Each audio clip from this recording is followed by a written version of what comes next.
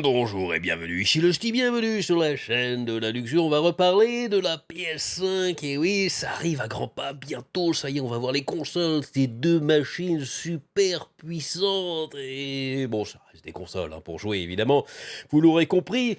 Et donc, quelques petits news qui viennent du côté de chez Sony, parce qu'il y a du changement de politique, vous allez voir, enfin du changement. Oui et non, c'est des choses qu'ils ont déjà fait par le passé, mais là, il y a un changement par rapport à ce qu'ils avaient prévu. Souvenez-vous, avril, j'allais dire april, hein, comme dans les Tortues Ninja, non, avril 2020, eh bien, Sony avait dit, ouais, on va vendre des consoles, mais on va limiter le nombre. Bon, ils nous ont déjà fait le coup par le passé, donc ça, c'était pas exceptionnellement impressionnant ni surprenant, hein. Ils avaient dit, voilà, pour la PS5, eh bien, la première année, on va faire 5 millions. Voilà, on va faire 5 millions, sachant que la PS4, comme ici écrit dans cet article de Bloomberg, la PS4 s'était quand même vendue à 7,5 millions de consoles, hein, d'unités, durant le premier semestre, hein, il me semble. Donc voilà, ils ont dit on va sortir 5 millions. C'est vrai que Sony n'est pas connu pour son esprit aventureux, hein, son esprit chevaleresque, non, c'est plutôt la prudence. 5 millions, c'est raisonnable, quitte à peut-être même cultiver un petit peu la rareté de l'objet pour comment dire, exciter les gens, augmenter la hype, hein, on montre un petit peu, on montre le porte-jartel un petit peu, regardez, c'est notre console, voilà, mais non, on peut pas toucher, alors, là, ce sera en série limitée, ce sera, voilà, tout le monde ne pourra pas y avoir. Le problème, eh bien, c'est que le bière virus est arrivé, et oui, les gens confinés ont vu, ça a causé un boom dans les profits de l'industrie du monde du jeu vidéo, parce que les gens, quand ils sont confinés chez eux, qu'est-ce qu'ils font? Eh ben, ils jouent aux jeux, notamment. Bon, vous pouvez lire aussi, vous pouvez lire des livres, c'est très bien, c'est très sain, c'est très bien, il y a plein d'autres choses, on peut même faire du sport chez soi, mais beaucoup de gens commençaient à consommer beaucoup plus de jeux vidéo. On a vu un des ruptures de stock de la Switch, notamment, qui est une console qui a cartonné pendant le confinement mondial. Ça y est, les stocks sont enfin revenus, on peut quand même comme recommencer à racheter de la Switch, mais c'est vrai que ça a fait un tiers. Donc, eh bien, Sony s'est dit, oula, en plus avec les annonces de confinement qui risquent de durer, qui risquent peut-être de revenir, on ne sait pas trop, il va falloir peut-être en vendre un petit peu plus des consoles, parce que la demande de base va être un petit peu plus grosse.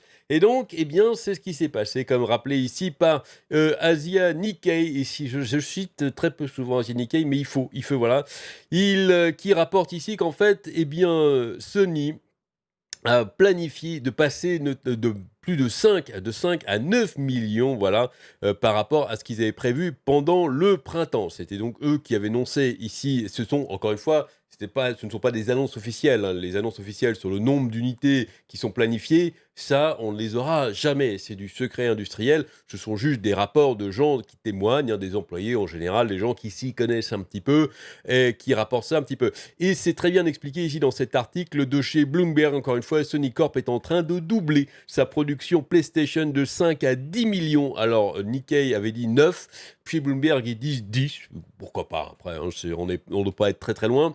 Car, eh bien, Sony voit les effets prolongés de la pandémie du Covid, hein, du beer virus, stimuler la demande de jeux selon des personnes proches de ses plans. Voilà, c'est les personnes proches de ses plans. C'est comme ça qu'on appelle. C'est superbe. Les préoccupations concernant une deuxième vague d'infection au beer virus pourraient garder plus de personnes chez elles plus longtemps, alors que les gouvernements du monde entier surveillent de près les efforts pour réouvrir leur économie. L'attente révisée de Sony est que cette situation actuelle suscitera une demande supplémentaire pour la console PlayStation 5, dont les débuts officiels ont captivé la communauté des joueurs. J'irai pas forcément jusque-là. Puis la manette, non, c'est vrai que le design a énormément fait parler. Au-delà d'autres choses, hein, au-delà de la puissance, parce que ça, on a beau, comment dire, débattre sur la puissance effectuelle, comment ça sera, ça se verra quand les jeux sortiront et qu'on pourra enfin y jouer et qu'on verra le gameplay. Ça, c'est ce que les jeux attendent le plus, évidemment, de voir du vrai gameplay, de voir des vraies performances, comme si on jouait chez nous, finalement, devant une télé, pas un truc précalculé, machin. Donc le design a fait beaucoup parler, mais c'est vrai qu'il y a une attente des consoles next-gen, hein. Je mets la Xbox, évidemment, dans le panier, parce que je pense que c'est un petit bond qu'on va avoir là, avec les nouveaux, notamment les SSD, qui arrivent enfin dans les consoles. On va avoir un petit bond technologique, ça va faire le plus grand bien.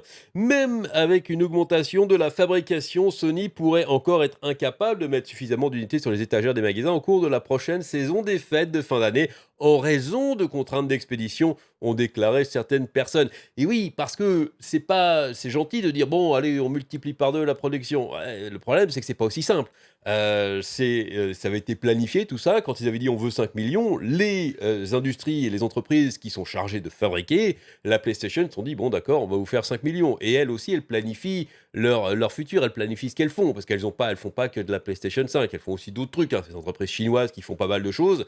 Donc voilà, c'est pas aussi facile que ça, d'autant qu'elles aussi, tout le monde a été touché de par le monde par le biais virus. Donc il faut quand même que tout ça se remette en place.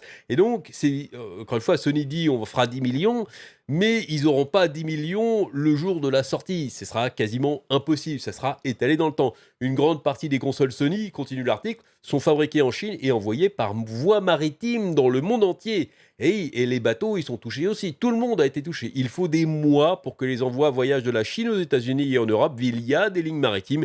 Et Nintendo, plutôt cette année, a eu du mal à remplir le stock de sa populaire console Switch pour cette raison. C'est exactement ça. Les stocks, ils pouvaient en fabriquer finalement. On sait que pas mal d'usines en Chine ont même pas trop fermé, ce qui n'était pas forcément bien, mais bon, bref. Ils ont été capables d'en fabriquer. Et puis une fois qu'ils avaient fabriqué, bah, faut les livrer. Et il faut les livrer quand le monde entier est à l'arrêt, notamment, là il parle des voies maritimes, mais les voies aériennes aussi, hein, les avions c'est pareil, tout le monde était au sol. Donc c'est pas facile de livrer. Donc du coup, eh bien refaire les stocks, c'était vraiment, vraiment, vraiment pas évident. Sony a commencé la production de masse de PS5 en juin et selon le dernier plan, prévoit d'assembler 5 millions d'unités d'ici fin septembre et 5 millions supplémentaires entre octobre et décembre. Voilà, évidemment le but c'est Noël, hein. Il faut avoir le maximum d'unités disponibles par rapport au marché. Encore une fois, ce sont des études de marché. euh, Au moment des fêtes, parce que c'est là où ça va évidemment, hein, sous l'arbre de Noël, qui ne sera pas content de voir une PS5 ou même une Xbox Series X, hein, suivant ce que vous aimez, hein. Dans cette vidéo, je ne veux pas rentrer en polémique. D'ailleurs, le coût dit de la plus grosse demande et le coût de production supplémentaire, enfin la production supplémentaire, c'est tout aussi valable pour Microsoft. Alors, c'est vrai qu'on ne sait pas combien ils en ont prévu. J'ai vu très peu d'articles dessus. En général, je pense qu'ils ont prévu un petit peu plus. Microsoft préfère prévoir plus large en général, hein. Ce n'est encore une fois qu'une impression personnelle, mais il me semble qu'ils cultivent moins cette espèce d'esprit de rareté pour faire monter le truc. Ils préfèrent produire plus. Donc peut-être qu'ils sont moins dans la problématique, mais je pense qu'ils vont quand même améliorer, enfin augmenter leur production une fois n'est pas coutume, en raison du biais virus justement pour Noël 2020. Une grande partie de ces dernières tranches se transformerait en stock pour 2021 en raison du retard logistique, évidemment, parce qu'ils vont en vendre, mais ils ne seront pas forcément en capacité de les livrer. C'est ça le problème. Sony pourrait essayer d'utiliser le fret aérien pour une livraison plus rapide, comme ils l'ont fait en 2013 lors du lancement de la PlayStation 4, bien que les compagnies aériennes aient des horaires considérablement réduits en raison, et toujours du biais virus, et de la capacité à Sony à réserver les vols, et bien du coup serait limité. Tout ça est vrai, donc il se pourrait qu'en fait beaucoup de consoles se vendent, du moins de la PS5, mais ne soient livrées que plus tard, et ça sera un petit peu dommage. Il se pourrait que beaucoup de personnes commandent leur PS5, mais ne les reçoivent qu'après, donc beaucoup d'enfants qui seront déçus et qui vont pleurer sous le sapin et qui vont frapper leurs parents du coup et qui vont les insulter. Là, on va prévoir un Noël très, très, très difficile à mon avis à cause de tout ça, à cause de ce problème. Et du coup, Sony va essayer de limiter parce que qui dit rareté dit forcément petits malins qui vont essayer d'en acheter 150 et de les revendre après sur eBay. Et oui, s'il y a du pognon à se faire là-dessus à cause de la rareté d'un objet, notamment un objet dont la demande sera très forte, il y a toujours des malins qui essayent de se faire de l'argent sur le dos des gens. Et du coup, Sony a décidé de limiter le nombre d'achats, le nombre de consoles qui seraient vendues alors c'est l'article qui dit ça, une par maison. Évidemment, c'est une expression, on va dire que quand on achète, on a le droit d'en acheter qu'une. Sur Reddit, des utilisateurs qui ont fouillé dans le code source de Sony, hein, le direct.playstation.com, le site web de vente au détail de matériel de l'entreprise, ils ont découvert de nouvelles références à la PS5 qui semblent indiquer que Sony limitera les commandes PlayStation à une par foyer exactement.